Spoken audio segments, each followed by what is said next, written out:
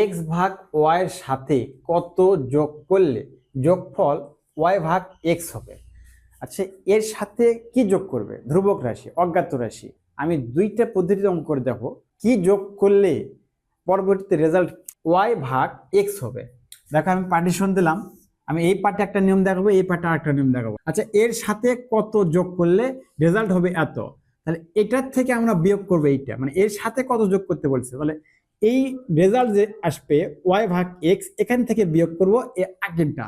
তাহলে দেখো ওয়াই ভাগ এক্স মাইনাস এক্স ভাগ ওয়াই। এখন তোমরা লসাগু করো, এক্স ওয়াই লসাগু কি হয়? এক্স ওয়াই হবে। এই এক্স দ্বারা এক্স ওয়াই কে ভাগ করলে এক্স এক্স কাটা যাবে, থাকবে ওয়াই।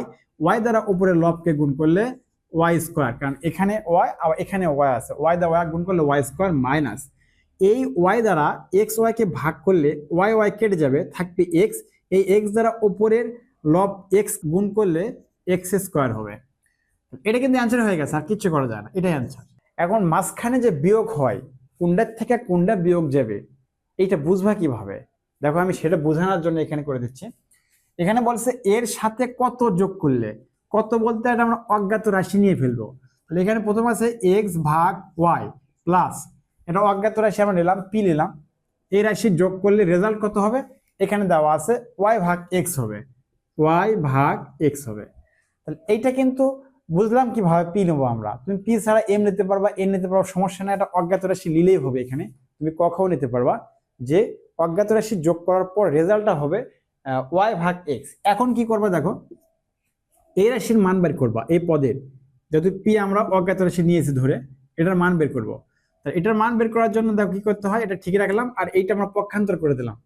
তাহলে পক্ষান্তর করলে এক্স ভাগ ওয়াই এর আগে আছে প্লাস, পার করলে হবে মাইনাস এক্স ভাগ ওয়াই। এখন দেখো কোনটার থেকে কোনটা বিয়োগ যাবে, এখন বুঝতে পারছো তোমরা? দেখো এইটা ক্যালকুলেশন করলে এটাই কিন্তু হবে।